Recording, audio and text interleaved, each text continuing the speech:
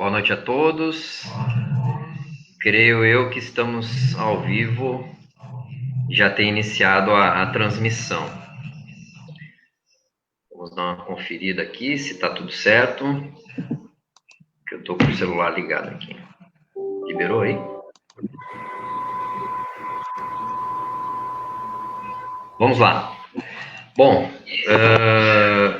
boa noite a todos, boa noite, Dr. Paulo Fontes. É um prazer, é uma honra. Conheço o senhor do TRF3 como desembargador. Tive a oportunidade de ler um pouquinho do currículo do senhor. E o senhor tem esse doutorado na França, né? Pelo que eu entendi. O pós-doutorado, correto? Estou certo? Exato, doutor Felipe. Isso. É um tema de extrema relevância. Eu acho que, pelo menos dos advogados militantes aí nessa área penal, é um tema que teve muita discussão, que é o tema do juiz das garantias. O senhor, como desembargador, vai poder nos trazer uma visão do lado da magistratura e talvez até do lado do Ministério Público, porque o senhor foi procurador de justiça, correto? Procurador da República durante Da muitos República, anos, é verdade. correto. E o doutor Ricardo Ponzeto, que também é um grande advogado criminalista, conceituado, conhecido, professor da Universidade Católica. Eu tive a honra de ser aluno dele quando ainda estava na faculdade, no ano de 2000, me formei em 2002. Atualmente, sou vice-presidente da Comissão de Direito Penal. Nós estamos nos adaptando à nova realidade dessa questão de lives, de reuniões online, para não deixar alguns temas de interesse, não só para a nossa comissão, mas para o público em geral e todos os operadores do direito. Então, estamos nessa adaptação. Eu espero que a gente consiga trazer um pouco mais sobre essa questão do juiz das garantias, né? Da questão prática, da questão por que por enquanto isso não está em vigência, vamos pensar assim, né? Não está sendo utilizado. Eu acho que por todos os lados, seja da magistratura, seja da advocacia, e esclarecer de repente algumas dúvidas que as pessoas possam ter. Então, mais uma vez agradeço que ambos tiveram disponibilidade, nem que seja de 1 hora nesse dia, né? Para que a gente possa dar uma engrandecida, inclusive no meu currículo e no de todos que vão assistir aí, tá ok? Então, doutor Paulo, o senhor está com a palavra para poder falar um pouco a respeito do tema e com o andar da palestra, vamos dizer assim, nós vamos tratando de outros diversos assuntos. Obrigado. Pois não, doutor Felipe Pires de Campos, fico muito feliz em estar aqui com os senhores nessa noite, né? Uma satisfação muito grande.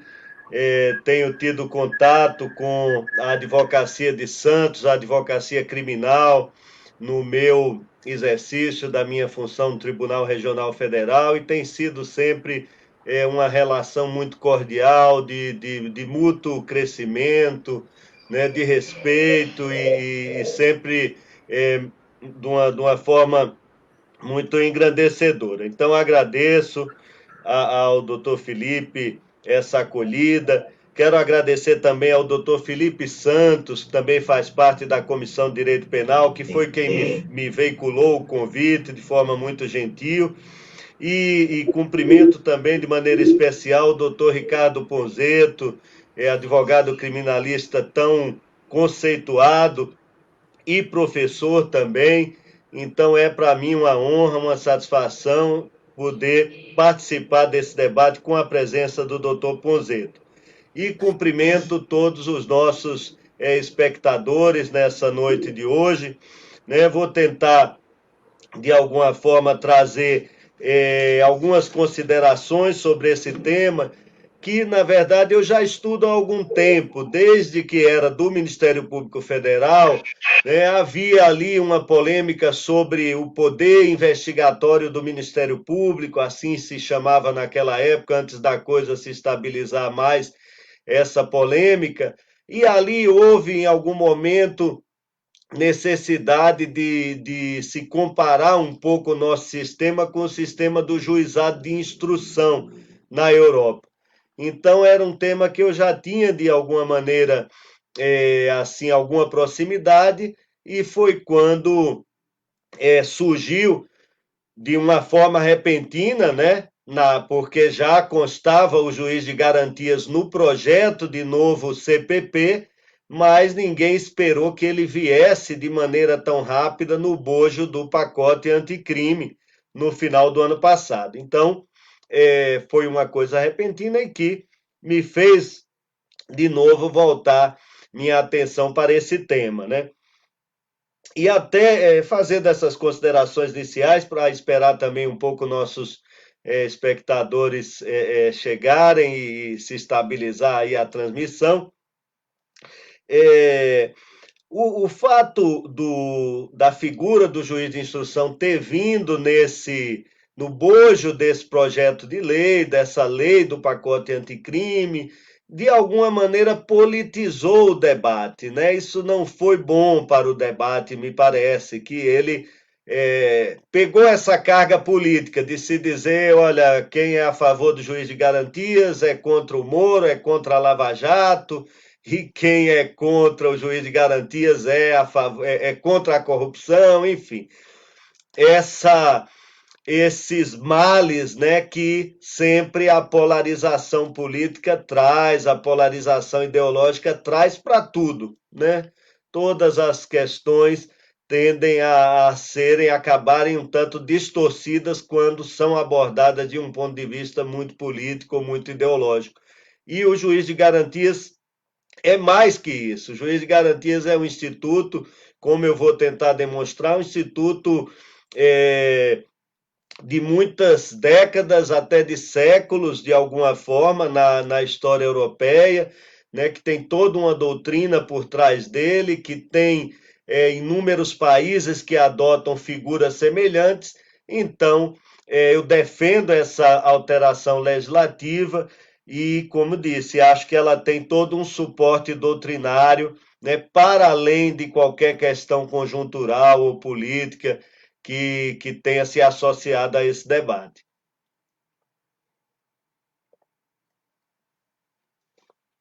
Então, iniciando propriamente o nosso tema, eu acho importante, para abordar a figura do juiz de garantias, justamente nós nos reportarmos à figura do juiz de instrução na Europa e nos países que adotam o juiz de instrução.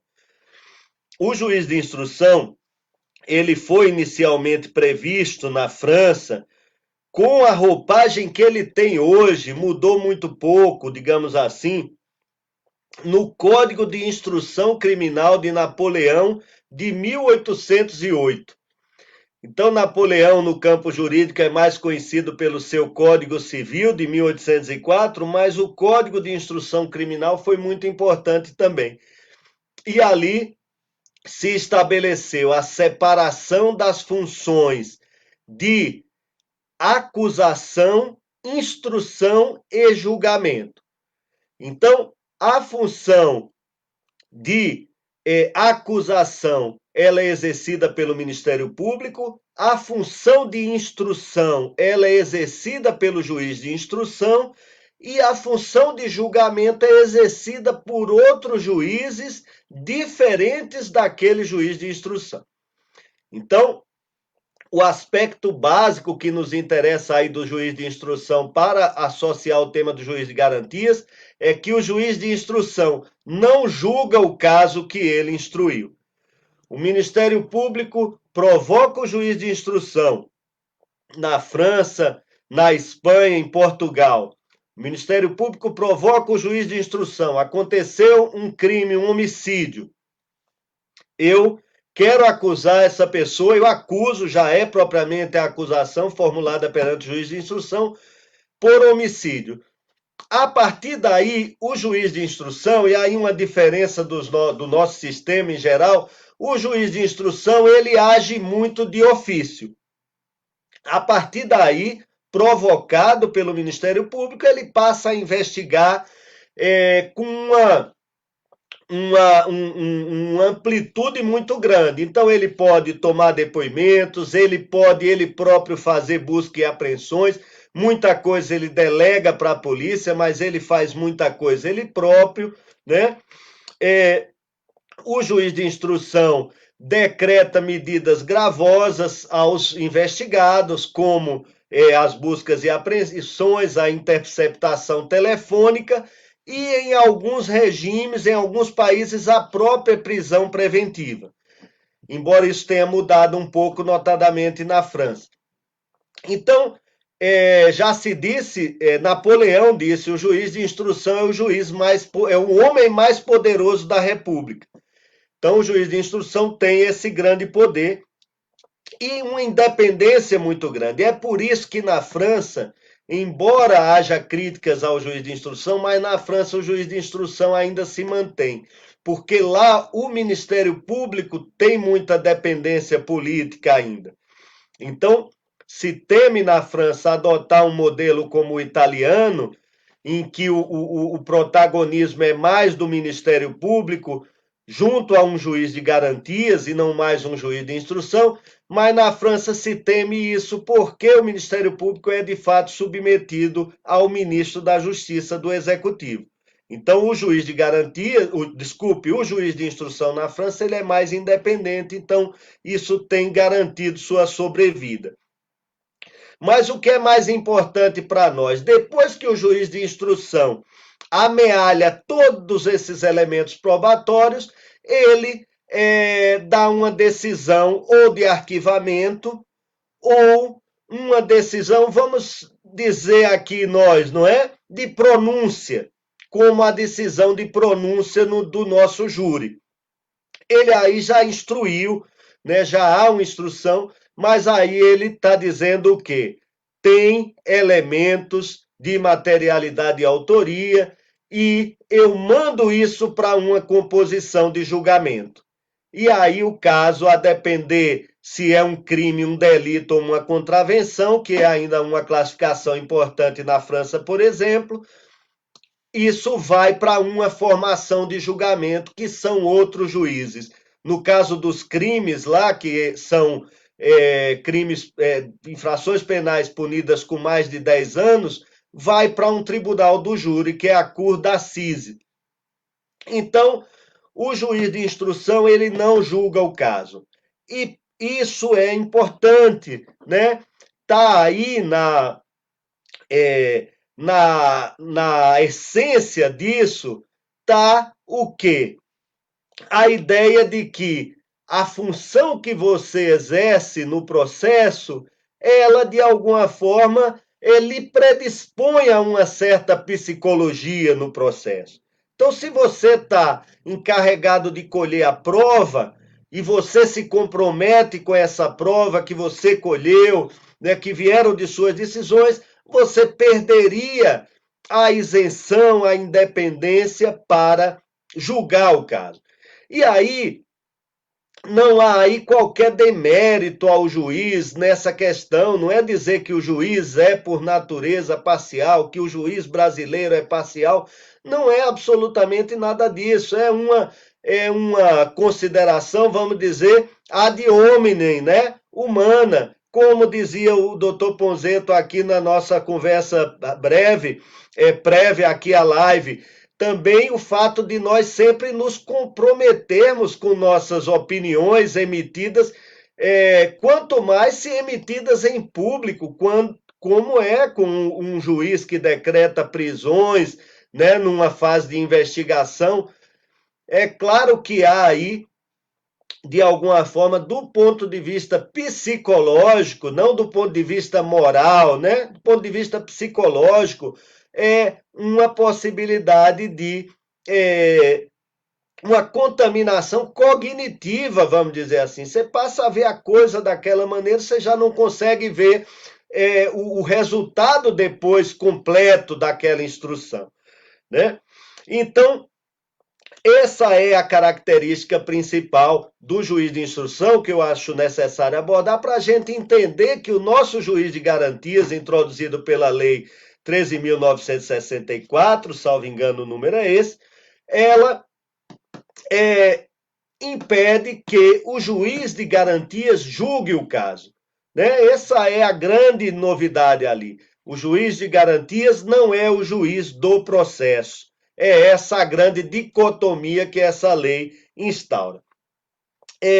Eu só queria agora dizer o seguinte, que esse mecanismo do juiz de instrução, né, de não julgar o caso, ele vem sendo confirmado por importantes cortes europeias. Então, o Conselho Constitucional na França, que é a Corte Constitucional Francesa, na decisão 147 de 2011, uma questão prioritária de constitucionalidade, vai declarar a inconstitucionalidade de um artigo do Código de Menores que permitia que um juiz de menores que diligenciava em busca da verdade, que ele participasse do julgamento desse menor. É a decisão 147/2011 QPC do Conselho Constitucional francês. Já a Corte Europeia de Direitos Humanos tem considerado que essa distinção entre o juiz que instrui e o juiz que julga, ela é necessária ao artigo 6º da Convenção Europeia de Direitos Humanos, que é o artigo que trata do devido processo legal no âmbito da Convenção Europeia. E aí, temos aqui duas decisões muito interessantes. A Dankiewicz versus Polônia, de 2010, também envolvendo um juiz de menores, mas vai naquele mesmo sentido da decisão francesa que eu citei. E Chesney contra a França, de 2010. Aqui, ainda é mais interessante nesse sentido que o doutor Ponzeto abordava, do comprometimento com a opinião anterior. Aqui não foi o juiz de instrução que julgou o caso em Chesney, foi o quê?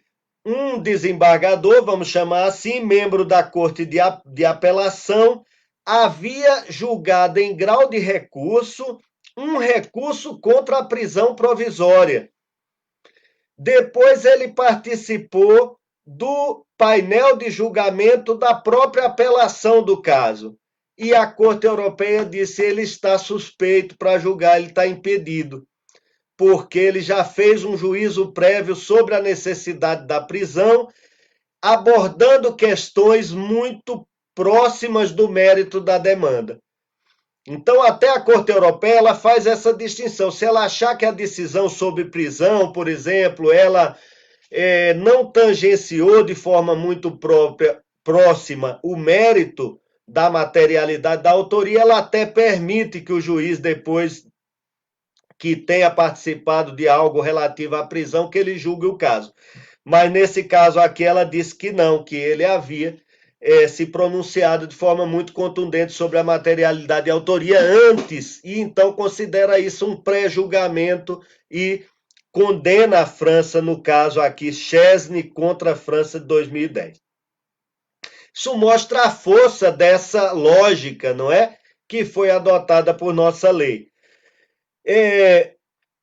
Eu agora queria passar para um segundo ponto, e vão ser 3 ao todo nessa minha participação inicial, depois a gente pode debater. O juiz de instrução, como ele, digamos assim, atua muito de ofício depois de provocado, pelo menos nas suas formas iniciais do juiz de instrução, isso vem sofrendo mudanças, né? Mas ele é muito criticado.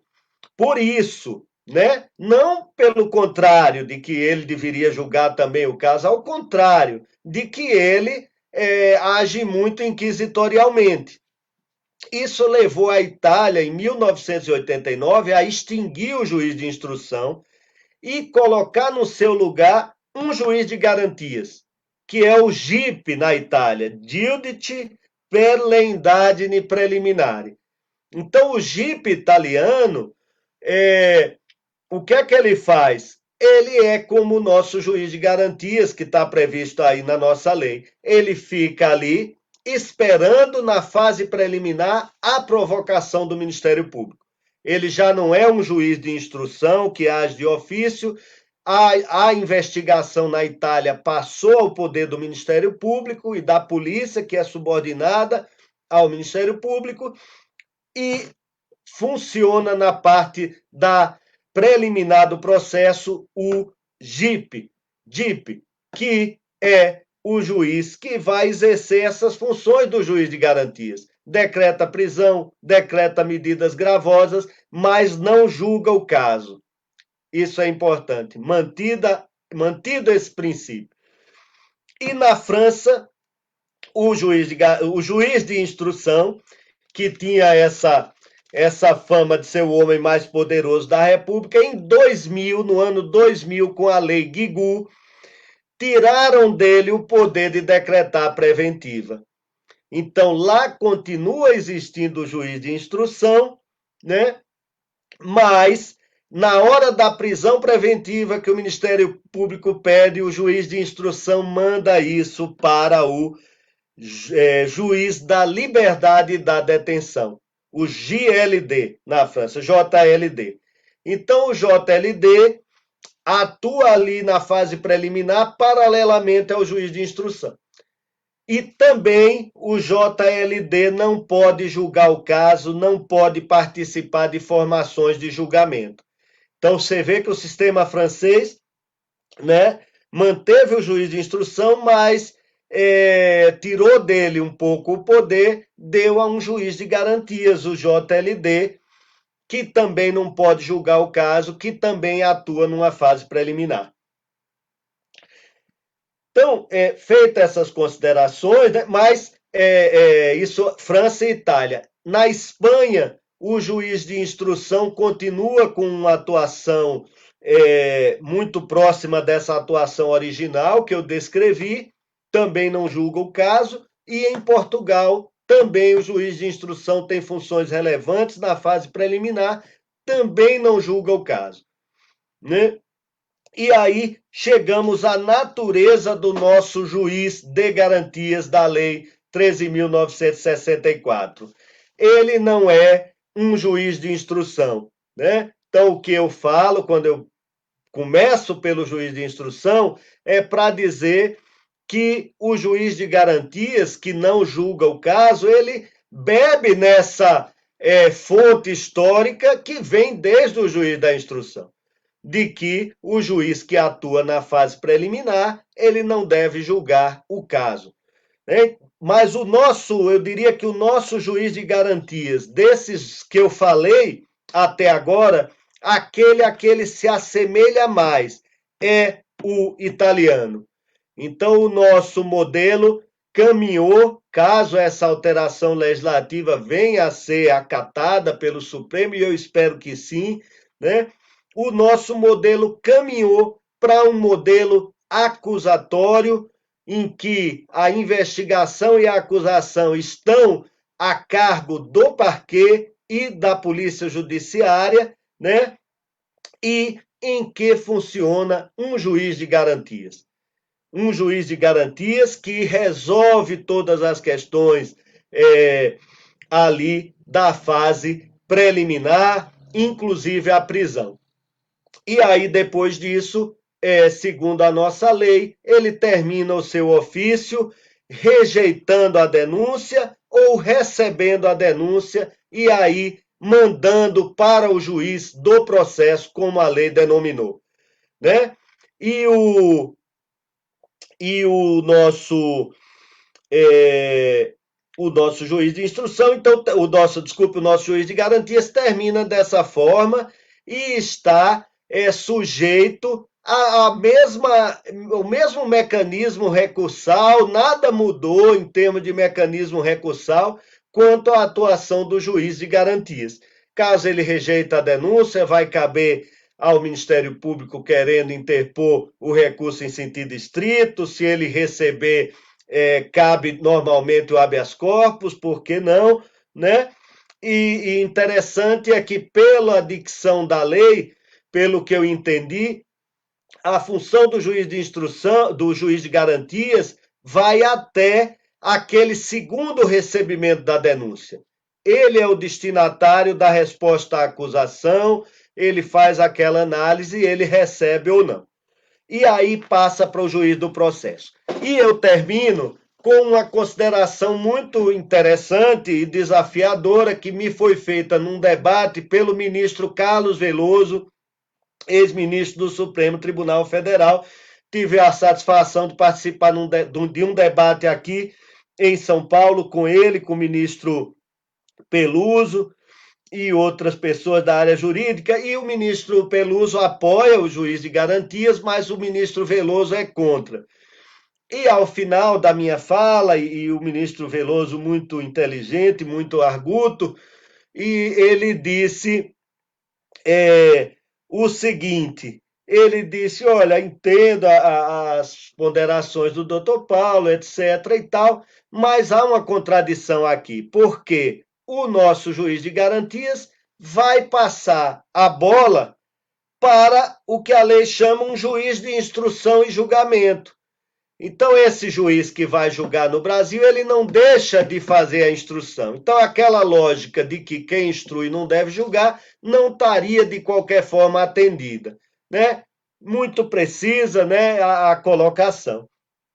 Mas, mesmo assim, eu penso que é válido o juiz de garantias, é um avanço importante. Por quê? Porque aquelas medidas gravosas, elas são, em geral, decretadas na fase preliminar. A prisão, a busca e apreensão, a interceptação telefônica, as prorrogações são na fase preliminar. Então é muito difícil, é claro que aquele juiz da instrução e do julgamento, na nossa lei nova, ele pode também praticar atos de instrução que de alguma forma poderiam comprometer a sua imparcialidade nos termos desse raciocínio. Mas é muito raro que ele venha a fazer isso, decretar uma prisão ali naquele momento, ou autorizar medidas de investigação, como a interceptação telefônica, naquele momento de oitiva de testemunhas, de desenrolar do próprio processo. Então, a gente está, sim, resolvendo uma boa parte do problema. Talvez pudéssemos pensar num ulterior avanço legislativo, né? Mas, por hora, eu acho já muito importante. Até porque é nessa fase preliminar que a coisa ainda é mais estrepitosa em termos de imprensa e que pode, de alguma forma, afetar, né, a isenção do juiz que vai julgar a causa. Então, acho, sim, que o juiz de garantias é um avanço. As associações de magistrados, talvez do próprio Ministério Público, não sei se manifestou, mas as associações de magistrados estão contrárias ao juiz de garantias, porque sim, penso que é uma mudança muito grande na nossa mentalidade. Nós estamos saindo de um sistema em que o juiz que despachava qualquer coisa na fase de inquérito ficava prevento, para um sistema oposto, em que o juiz que participar da fase de inquérito fica impedido de julgar. Então, a mudança é muito grande, mas acho que ela além de ser doutrinariamente muito embasada, né, ter toda esse substrato aí histórico doutrinário, acho que também na prática da implementação ela é possível, né, e talvez os colegas queiram também abordar esse ponto, mas acho que isso de dizer, olha, tem um juiz só na comarca, eu acho que tudo isso é contornável, como também foi em termos das audiências de custódia, e a coisa tem funcionado, né? Então, com isso eu termino essa primeira parte, cumprimento todos que nos cumprimentaram já aí nos comentários e agradeço, né, as boas-vindas. Faço um cumprimento aqui também amigável ao nosso doutor Eugênio Malavasi, que apareceu ali, e a todos os demais que estão presentes, e agradeço essa oportunidade e devolvo a palavra aos nossos aí anfitriões. Doutor Paulo, obrigado pela explicação. O senhor realmente tem um conhecimento não só jurídico, mas histórico, né? Obviamente que diversas coisas que o senhor falou, eu mesmo não tinha me atentado, eu tinha lido ainda a respeito, que essa questão histórica, né, que envolve os outros países e como isso funciona nos outros países. Doutor Ricardo, eu acho que uma curiosidade de muitas pessoas se aprovou essa questão do juiz de garantias, mas logo em seguida houve aquela decisão que suspendeu, num primeiro momento, parece que pela implementação. Mas o senhor acha que isso tem algum cunho político ou que realmente não era o momento de se implementar porque o Poder Judiciário talvez não conseguisse absorver essa mudança? Como é que o senhor vê essa questão? Doutor Felipe Fontes, meu boa noite. Doutor Paulo Fontes, com muita alegria que eu tenho essa oportunidade de estabelecer o debate e na condição de debatedor, não necessariamente para estabelecer o contraditório, precisamos estar nos opondo às ideias de quem fez a exposição, com maestria, diga de passagem. E eu, com voz de passarinho, para não ofuscar as ondas cibernéticas que ecoam da brilhante exposição, vou fazer uma breve incursão, mas com um único propósito, Felipe, de deixar, talvez, aos nossos ouvintes a coisa mais palpitante para a discussão. Nesse ponto que o doutor Felipe me aborda, eu penso que é o medo do novo, da novidade, a insegurança de nós iniciarmos um novo processo. O Brasil atravessa um momento, não só em decorrência da pandemia que nós estamos vivenciando, mas de um avanço tecnológico na área processual penal que nós não podemos fechar os olhos. Nós não voltaremos mais ao velho processo. Isso é uma realidade, não na nossa seara, que tem permeado garantias que não desfazemos das outras ciências, mas que na seara processual penal fala mais alto. Tenho para mim que é o medo do desconhecido. Mas, como o doutor Paulo Fontes afirma, Felipe, eu tenho que o Supremo, com o passar, com o decantar da alteração legislativa, vai aprovar a vinda do juiz das garantias.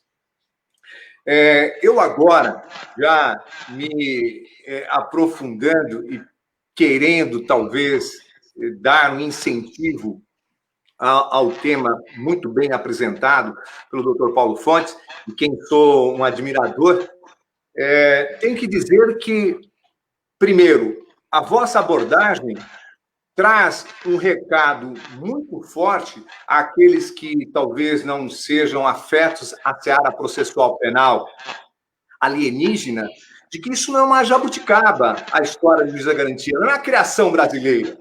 Veja a importância da vossa oração no que diz respeito aos primórdios do processo, no berço do processo, que revela que o juiz das garantias é algo que já existe há muito em países democráticos e que se assegura aquilo que é fundamental no processo que versa sobre direitos humanos. E na nossa conversa preliminar, no que eu abordei da dificuldade do ser humano e não dos juízes, porque dá-se a impressão que a teoria da dissonância cognitiva ela seja exclusiva do juiz. Não, é do ser humano, do homem.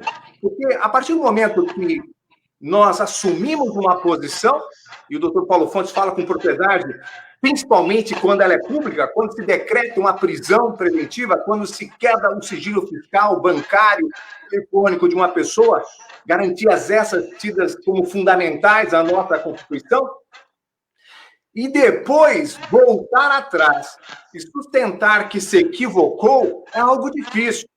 Ao passo que, se o juiz das garantias atua e, eventualmente, avançando nessa instrução inicial do inquérito, decreta medidas cautelares e um outro colega assume na fase de instrução e verifica que o colega errou, para ele é mais fácil reconhecer o erro do colega do que o seu próprio erro. E aí há uma tendência natural da psique humana de não admitir que errou e acabar ratificando o seu erro, e aí, no discurso daqueles que são contrários ao juiz da garantia, de sustentar que o tribunal existe para isso, para eventualmente corrigir o erro do magistrado, mas perceba-se que o erro talvez teria uma duração menor quando nós ainda, em primeiro grau de jurisdição, pudéssemos corrigi-lo com o juiz da instrução. E essa colocação do Paulo Fontes que faz o ministro Veloso, a mim também me trouxe, e num rápido flash que aqui tive, eu imagino o seguinte, porque quando ele diz, aqui a figura do juiz da instrução, ele vai acabar participando, mas é diferente. O juiz da instrução, no nosso sistema acusatório, ele vai participar da colheita, mas com a participação da defesa. Enquanto que na investigação nós sabemos que não há contraditório. E ali, na fase inquisitiva, a leitura que o juiz das garantias fará, ela é tendenciosa a uma percepção de caráter inquisitivo. E na instrução, com a participação da defesa, servirá de anteparo para que o magistrado não receba única e exclusivamente a versão do órgão persecutório. Então, eu penso que, ainda que aparentemente haja uma contradição, como disse o ministro Veloso, o Paulo Fontes, eu tenho para mim que a presença da defesa, que hoje, na fase de inquérito, não tem grandes atuações, embora participe, mas não tem a voz do contraditório que se estabelece lá na instrução, penso que isso sirva como anteparo, filtro para a leitura do juiz da instrução. E já falando demais, porque disse que faria a voz de passarinho para não ir muito longe, eu queria aproveitar o vosso conhecimento para algumas colocações que advindas dessa discussão sobre o juiz das garantias. Uma delas advém da chamada quinta instância, que nós estaríamos criando uma nova instância, porque quando o juiz das garantias decretar uma prisão preventiva, nós poderemos bater as portas do juiz da instrução para pedir revogação, depois ao Tribunal de Segundo Grau, depois ao STJ, depois ao Supremo. Como o senhor vê essa colocação de que estaria se criando uma quinta instância? Há ainda nesse discurso que haveria uma acentuada, e essa parece que foi uma das justificativas marcantes na decisão do ministro Fux, na ação direta, na medida cautelar da ADI, em que foi concedida a liminar para sobrestar o juiz das garantias, o custo que isso impactaria no Poder Judiciário. Eu queria que, na visão de magistrado, o que isso implicaria em termos de custo? Haveria efetivamente, ou em tempos de processo digital? Vossa Excelência em São Paulo, nós aqui em Santos, né? Ou o ministro no Distrito Federal, isso não se resolveria simplesmente com o processo digital, que é a realidade que tem volta. Questão dos custos.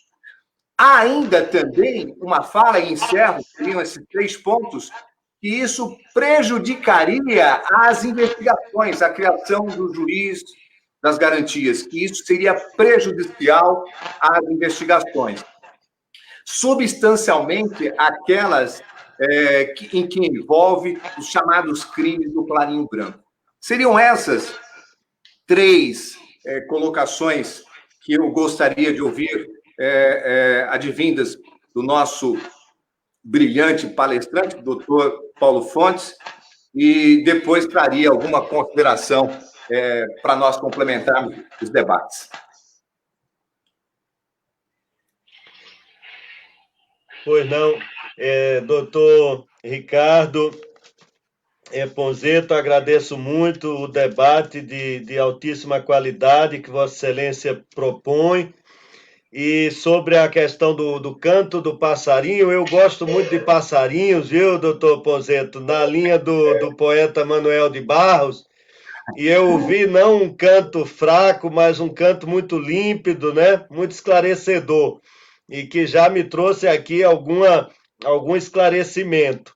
Particularmente gostei muito da análise que o senhor fez sobre essa natureza da instrução perante o juiz de instrução. Realmente ela vai ser diferente, né?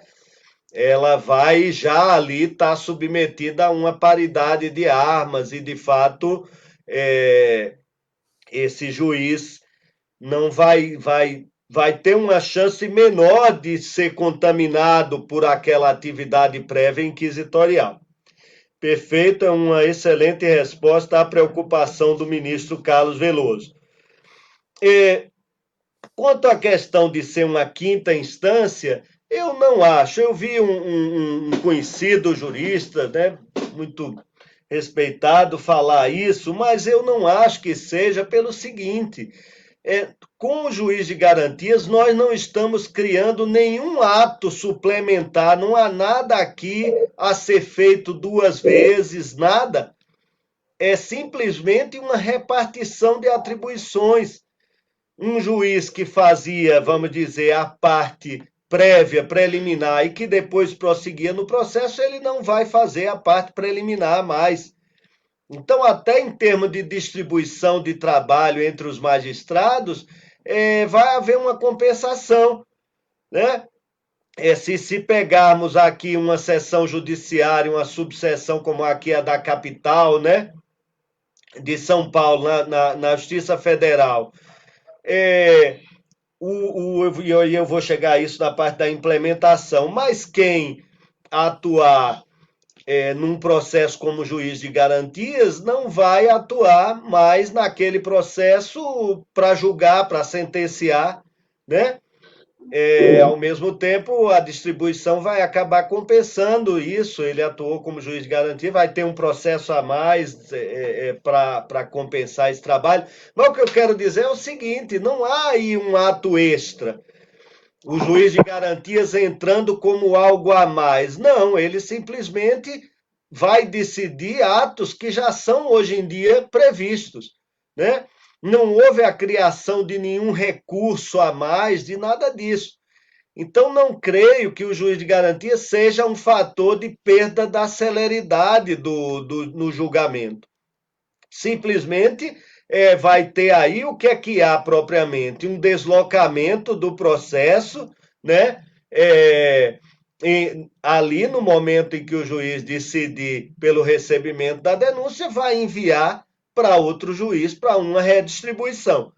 Então, não creio que isso vá acarretar um atraso significativo. E não vejo mesmo, então, como se pensar aí numa quinta instância, né?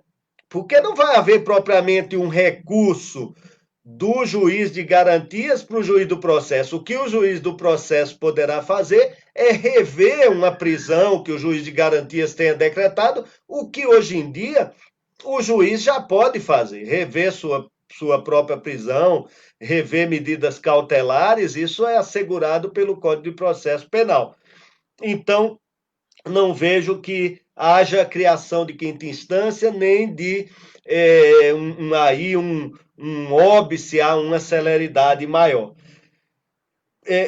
Pelas mesmas razões, né? E aí deixo a questão do impacto para o final. Não acho que prejudique as investigações. Por que haveria de prejudicar? Nenhum meio de investigação foi retirado, né, do processo penal brasileiro pela criação do juiz de garantias. Então, não houve nenhuma medida que agora não seria possível mais com o juiz de garantias. Então, não vejo por que haja prejuízo das investigações. Poderíamos dizer até o contrário, né? Quando se postulou aí pela especialização das varas de lavagem, etc., o que é que se quis? Alguém que ganhasse uma expertise maior em determinada coisa, né?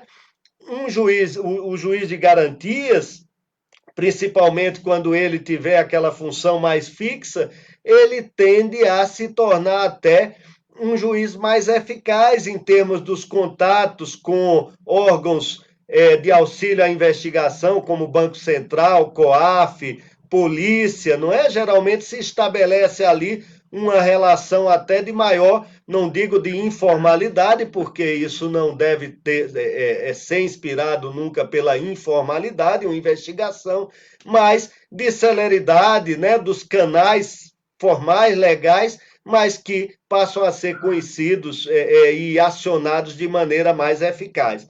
Então, não vejo problema aí também em termos de prejuízo para as investigações. O que aconteceu no... Desculpe, eu falava aqui sim do prejuízo para as investigações, que de fato não vejo de forma alguma. O que aconteceu nessa lei, no pacote anticrime, é que ela tem outras disposições de cunho garantista. Se isso pode prejudicar, mas não vai ser culpa do juiz de garantias. Por exemplo, foi explicitado com mais vigor o caráter acusatório do processo, né, de que o juiz não deve suprir provas da acusação, de que aqueles depoimentos, por exemplo, do inquérito, né, não vão mais acompanhar os autos principais que vão estar com o juiz do processo. Então, são outras medidas que podem levar a um garantismo maior, e não digo que isso seja prejudicial, muito ao contrário, né? Mas se houver, digamos, alguma mudança aí capaz de incutir um maior garantismo no nosso processo penal, não me parece que seja pela tão só figura do juiz de garantias, mas por outras mudanças que foram previstas nessa lei, como aquela questão da cadeia de custódia, etc., e tudo isso, né? Quanto ao impacto orçamentário, também, é claro, alguma despesa pode haver para a implementação, mas não acho que seja necessário contratar mais juízes, sobretudo porque é uma questão de redistribuição de serviço. Numa seção judiciária ou numa comarca em que haja muitos juízes com atuação penal, a coisa é mais facilmente resolvida, porque um pode ser juiz de garantias do outro. Quem for juiz de garantias numa investigação passa a bola para o outro, que será o juiz do processo, tudo bem. Onde pode haver mais dificuldade no âmbito da justiça do Estado é justamente aquelas comarcas que só tem um juiz. Mas aí eu acho que pode funcionar de forma cruzada com o juiz da comarca vizinha, e aí o processo eletrônico, como diz o doutor Ponzeto, facilita enormemente. Então, pensemos o seguinte: como o juiz competente continua sendo o juiz do local da infração, o juiz do local da infração é o juiz do processo. Estou falando nesse caso em que só haja um juiz, né? Ele é o juiz do processo. Então, um juiz vizinho poderia exercer as funções de juiz de garantias. Então, eu, Ministério Público, ocorrendo um crime na comarca A, né, posso recorrer ao juiz da comarca B, que seria juiz de garantias da comarca A, para que aquele juiz da comarca B proceda às funções do juiz de garantias e depois mande para o juiz do processo, né? Então, aí há um certo esforço, mas esforço que merece, que é válido, né, ser feito esse esforço por nossas instituições, porque é um esforço de aperfeiçoamento. E não há que se falar, e termina essa intervenção com isso, não há que se falar em malferimento do princípio do juiz natural, nem nada disso. né? Juiz natural é o juiz previamente definido em lei quanto aos fatos a serem julgados, a serem tratados pela justiça. Então, o fato de intervir, por exemplo, numa investigação em que é competente o juiz da comarca A, um juiz da comarca B, por exemplo, como juiz de garantias, isso não fere em nada ao juiz natural. Ele passa a ser o juiz natural para aqueles atos porque ele está previsto anteriormente. O que o princípio do juiz natural quer vedar é o juiz, né, ad hoc, é o juiz designado após a ocorrência dos fatos, que isso pode comprometer a sua imparcialidade. Mas um juiz definido em lei previamente, como é o juiz de garantias, não vejo nenhum problema, né? E realmente, para terminar agora, também não acho que haja uma iniciativa reservada aí para o Poder Judiciário para essa matéria. Essa não é uma matéria de organização interna dos tribunais, essa é uma matéria de processo penal. É uma matéria da competência da União Federal. Então, é lícito ao legislador, né, ter essa iniciativa, independente da iniciativa do Poder Judiciário, com todo o respeito a quem pensa em contrário. Mas eu penso que essa é uma matéria de processo penal, não é uma matéria de organização judiciária. Então, seria isso, basicamente. Agradeço mais uma vez ao doutor Ponzeto, né, por me permitir continuar debatendo o tema nesse nível tão interessante. Eu acredito que esse tema e a exposição, tanto do doutor Paulo como do doutor Ricardo, deixam as pessoas também mais esclarecidas, né? Porque essa ideia de que uma outra instância, ou que isso vai atrasar o processo, ou que vai deixar com que as pessoas tenham mais oportunidades de recorrer, e aí começa aquela tese de midiática, né? De que fazem isso para as pessoas saírem mais fácil da cadeia ou não. Eu acredito que é um consenso, pelo menos a nós três que estamos aqui, que esse juiz das garantias realmente é para garantir, para aprimorar e melhorar. Até como o doutor Ricardo falou, é dificílimo hoje em dia, depois que o juiz ou decreta uma prisão ou uma interceptação, vamos dizer que na interceptação seria até mais difícil do que rever uma prisão. Dizer que, de repente, uma decisão não foi bem fundamentada para decretar uma prisão. Eu, pelo menos, nunca vi algum juiz voltar atrás, principalmente uma interceptação telefônica. Numa prisão, óbvio que depois que produzida a prova, algum documento a mais, o juiz voltaria atrás. Uma interceptação, não. Então, talvez seria uma questão que essa questão do juiz de garantias traria essa diferença, esse debate maior e tudo mais. E aí tem uma pergunta que fizeram para mim, que também eu acho interessante ouvir tanto o lado do advogado como o lado do magistrado, é que será que o juiz de garantias ele não deveria cessar antes daquele primeiro recebimento da denúncia? Por que eu pergunto isso? Porque na prática, dificilmente, depois que é apresentada a resposta à acusação, pelo menos é o que a gente vê no dia a dia, o juiz volta atrás, ou ou recusa a denúncia, ou absolvição sumária. Será que não deveria cessar o juiz de garantias? Houve o oferecimento da denúncia, cessou, vamos dizer, a competência ali do juiz da garantia. Por quê? Porque na hora que ele fizer aquele primeiro recebimento, que eu enxergo como mais importante, depois não vai prejudicar a segunda decisão? Eu queria ouvir o que os senhores acham sobre isso. Doutor Felipe, eu acho que é melhor o doutor Ponzeto falar, que ele tinha proposto esse ping-pong e acho que ele não falou depois da minha fala, então eu deixo ao doutor Ponzeto aí. É interessante essa colocação que faz você, Felipe, em relação ao recebimento.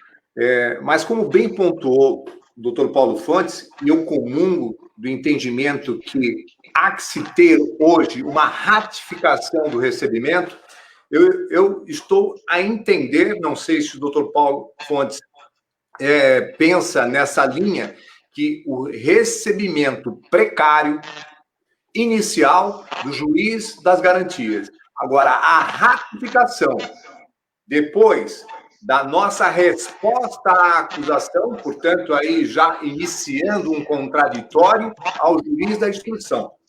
Então, ele teria o recebimento precário, não são todos hoje que aplicam essa ratificação do recebimento da denúncia, eu reconheço, há uma discussão sobre essa interpretação, ao 396 e seguintes, eu estou a comungar desse pensamento. Até, não sei, deixou nas entrelinhas, doutor Paulo Fontes, desse segundo momento. Aí, esse segundo momento, eu estou a interpretar que seria do juiz da instrução e não do juiz da garantia, porque aí nós teríamos a resposta. Então, o juiz da garantia, meu modo de entender, sob a ótica já do inquérito, ele recebe. Agora, a ratificação a cargo do juiz de instrução. Como pensa o doutor Paulo Fontes? Olha, é por isso que o debate, né, é muito importante, né? A gente pensa muito melhor assim, de forma coletiva, você vê quantas questões interessantes surgem.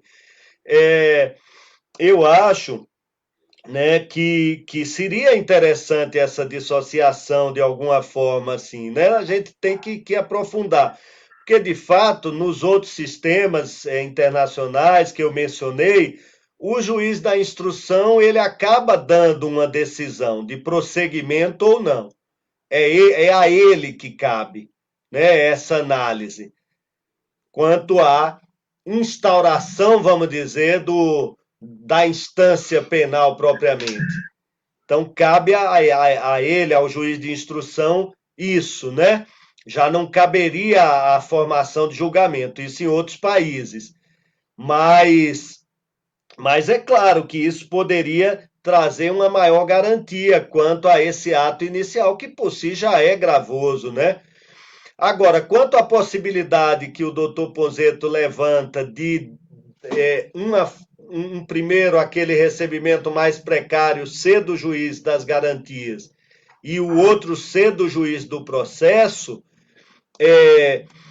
eu acho que do ponto de vista da dicção da lei, talvez não seja possível, porque a lei, eu estou aqui olhando ela, esse artigo 3º B que ela introduz no CPP, no inciso, quando ela fala das funções do juiz de garantias, ela diz no inciso 14, decidir sobre o recebimento da denúncia nos termos do artigo 399. Então, ela já menciona a lei essa segunda fase, né? Mas realmente é uma questão que a gente teria que aprofundar, né? Porque o legislador deixou toda essa fase de recebimento com o juiz das garantias. Embora ele esteja sujeito aí, como eu disse, a todas as instâncias recursais e de habeas corpus, mas a decisão de recebimento, em princípio, seria dele. E aí, há alguma dúvida, hoje em dia, já na jurisprudência, se o juiz pode voltar atrás em uma decisão de recebimento, né? Então, o juiz da instrução poderia voltar atrás para não receber. Eu tenho julgados lá na minha turma do TRF3 no sentido de que não. Pelo menos no modelo atualmente vigente, né? Que considerando que o juiz de garantias está suspenso, o juiz que recebeu a denúncia, depois que ele instrui, às vezes o juiz tem voltado atrás para deixar de receber, a gente tem dito, olha, não, recebeu, agora julgue o mérito, né? Julgue o mérito. Então, é uma questão difícil essa aí, merece um aprofundamento, mas quem perguntou tem muita razão e o doutor Ponzetto também com sua preocupação de que dissociar talvez isso trouxesse uma maior garantia, né? porque, queira ou não queira, o juiz das garantias vai estar se debruçando aí sobre a prova que ele mesmo colheu e etc. Eu só quero concluir, Felipe. Imaginemos que eu seja o juiz da garantia e, nos termos da lei, fiz o recebimento da denúncia. Caso o juiz da instrução entenda que não haja justa causa para a persecução penal, como que ele agiria? Tá dando microfonia, doutor Ponzeto. Pode repetir a pergunta? Caso eu, como juiz das garantias, recebesse a denúncia e o juiz da instrução entendesse que não há justa causa para a persecução penal, como é que sairíamos dessa... jogando aqui mutatis mutandis, um conflito de competência, vamos dizer assim, olha, eu entendo que eu não sou competente, eu entendo que não tem a justa causa como juiz da instrução. Estaria ele, juiz da instrução, obrigado a dar continuidade à ação penal, mesmo entendendo que não há justa causa? Doutor Paulo Fontes. Olha, seria uma solução, né, doutor Ponzeto, para essa questão que foi levantada aí. Seria uma solução permitisse ao juiz da instrução que ele voltasse atrás, antes de praticar atos de instrução, que ele voltasse atrás, que ele pudesse voltar atrás para deixar de receber a denúncia. Eu não vejo prejuízo nisso aí. A lei, no seu parágrafo 2º desse artigo que ela introduz, do artigo 3º-C, que ela introduz no CPP, ela diz o seguinte: as decisões proferidas pelo juiz das garantias não vinculam o juiz da instrução e julgamento, que, após o recebimento da denúncia ou queixa, que está dito lá que é do juiz de garantias, deverá reexaminar a necessidade das medidas cautelares em curso.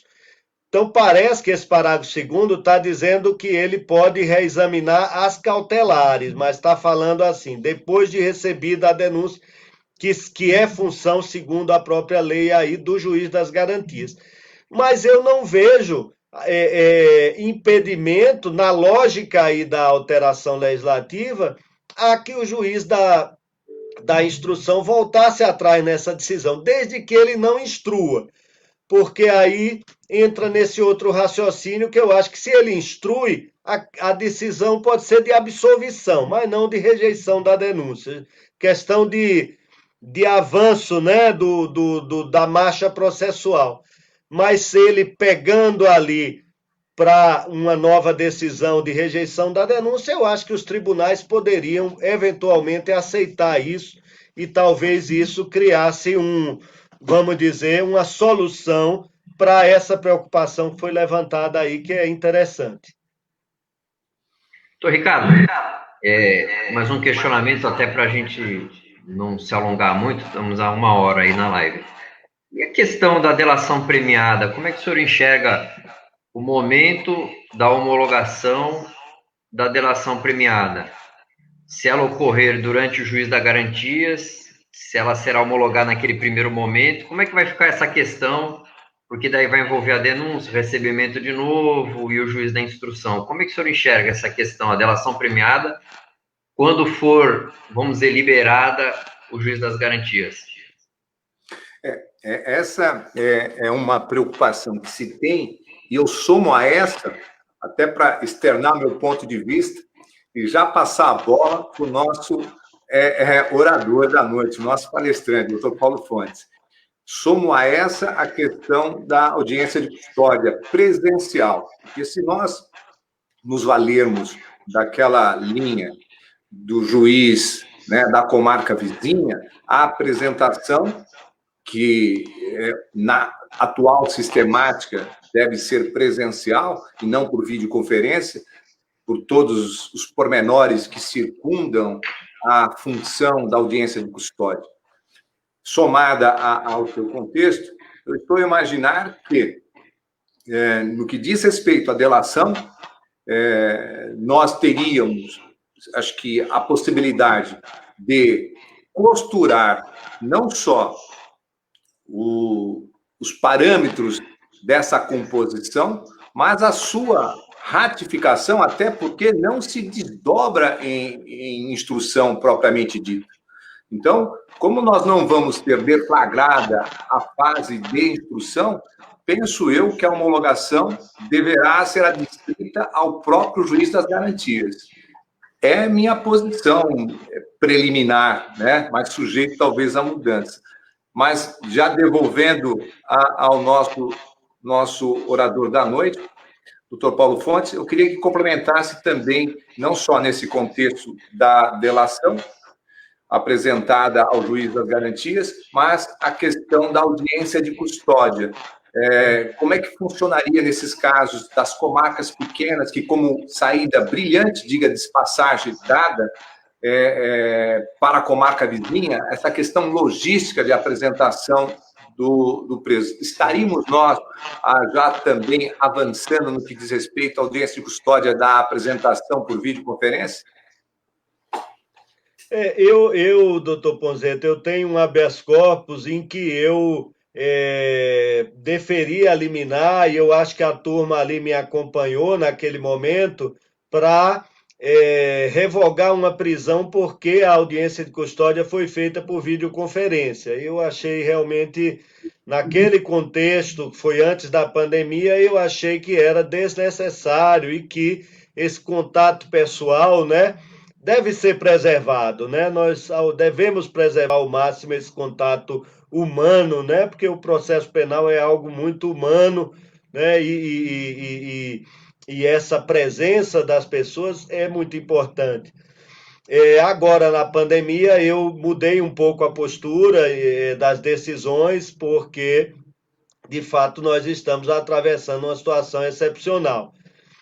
Então, assim, não vejo com bons olhos a audiência de custódia ser realizada como regra por videoconferência, né? Isso eu não vejo como uma coisa positiva. Agora, a competência para a audiência de custódia é do juiz das garantias ou é do juiz do processo? A lei me parece que não deixou isso claro, né? Eu cheguei a esboçar um escrito em que eu dizia que era do juiz de garantias, porque está na competência dele toda a fase preliminar, né? Agora, o problema aí que o senhor está levantando que é importante é essa questão logística, naqueles casos em que o juiz de garantias esteja numa outra cidade, etc. Né? Como tem sido resolvida a audiência. Hoje em dia, a audiência de custódia não, ela é feita pelo juiz, mas em casos de impedimento ou de ausência do juiz, já existem alguns regulamentos do judiciário que mandam fazer na comarca vizinha, etc. Isso a gente teria que ver. Mas, em princípio, tudo que acontecer na fase preliminar é do juiz de garantias. Inclusive, está aqui a lei dizendo, olha, decidir sobre a homologação do acordo de não persecução penal ou de colaboração premiada quando formalizados durante a investigação. Isso é função do juiz de garantias, segundo a lei. Então, eu acho que a audiência de custódia, em princípio, poderia ser algo que caiba, né, ao juiz das garantias, não ao juiz do processo.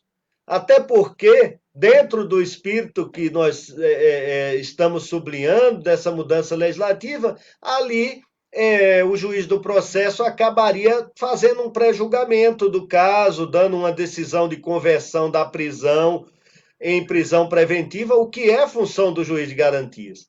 Então, eu acho que a audiência de custódia tem que ser feita pelo juiz das garantias, né? Outra coisa, a lei está dizendo acordo de não persecução penal. O Ministério Público tem falado bastante em oferecer esses acordos de não persecução penal.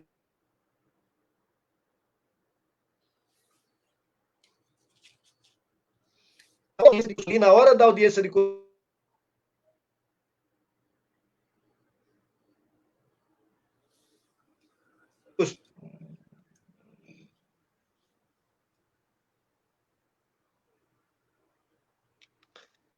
Acho que nós caímos momentaneamente, não foi?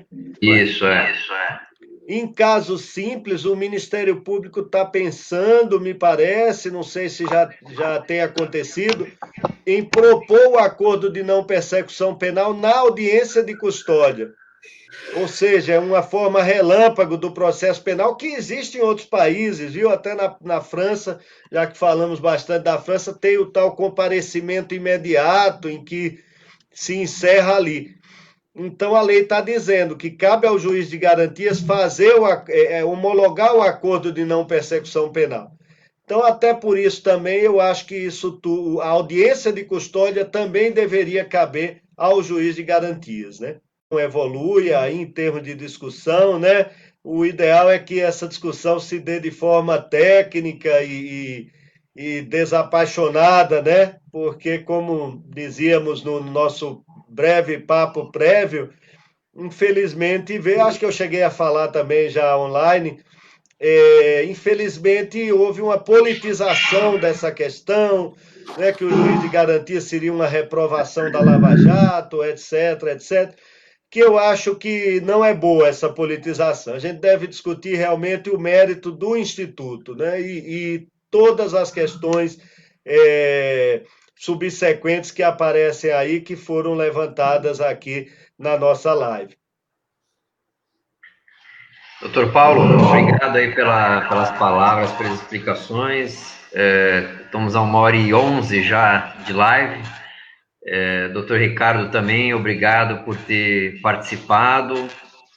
Talvez alguns assuntos, algumas perguntas vão ficar sem respostas por enquanto, mas eu creio que a gente tenha conseguido abordar os principais pontos, as principais dúvidas de uma forma didática e fácil, até porque, infelizmente, hoje a internet vira um palco de inúmeros comentários ou ideias que nem sempre são verdadeiras e que acabam atrapalhando muitas questões, principalmente essa parte jurídica aí que hoje em dia acaba deflagrando uma série de informações erradas. Então, eu quero agradecer pela OAB de Santos, pela minha comissão de Direito Penal. É uma aula, é uma honra ter tanto Vossa Excelência como o doutor Ricardo, que foi meu professor já, também na Unisantos, e espero que nós possamos ter outras oportunidades, não só de se ver, mas de trocar ideias e debater temas atuais.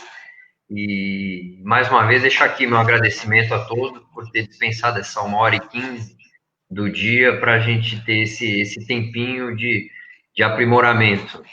Muito obrigado.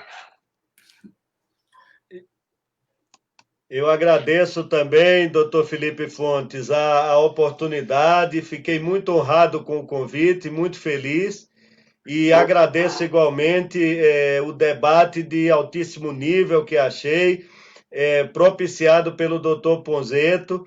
Acho, doutor Ponzeto, que nós, nessa live, eu participei de uma ou outra sobre o juiz de garantias, mas acho que aqui a gente foi a um nível, em termos de situações que vislumbramos, de desdobramentos, que eu ainda não tinha participado de um debate como esse. Então, fico feliz que tenha acontecido aqui, na companhia dos senhores, que, como eu disse, tem tido comigo no meu exercício da minha função judicial, tem tido sempre uma relação de muita cordialidade, de muito respeito.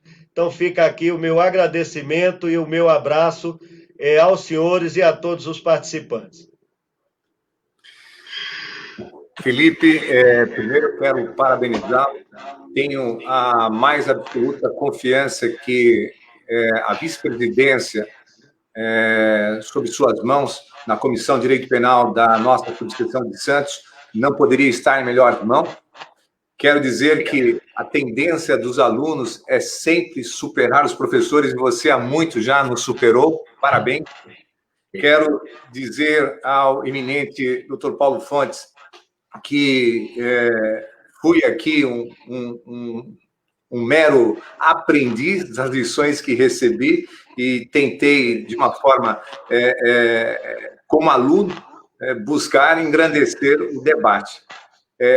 Eu vou ficar atento tenho para mim que nós vamos ter a aprovação do juiz das garantias pelo Supremo Tribunal Federal, mas há um processo empírico para nós verificarmos quantas condenações nós teremos em relação ao sistema hoje existente. Talvez seja esse o grande receio do Ministério Público, porque já houve um trabalho na Alemanha nesse sentido, de pesquisa de campo, verificando que inúmeros casos, sem juiz da garantia, em que houve uma acentuada produção de condenações em números maiores do que quando há o juiz da garantia, que visa, sem sombra de dúvida, trazer um pouco mais da imparcialidade que é adstrita à figura do juiz. Então, quando isso virar realidade, nós vamos constatar. E mais do que isso, sabermos que estaremos crescendo naquilo que é o propósito de um país sob a égide do Estado Democrático de Direito, que é buscar as garantias fundamentais sobre direitos humanos. Meu fraternal abraço, doutor Paulo Fontes, meu fraternal abraço, Felipe.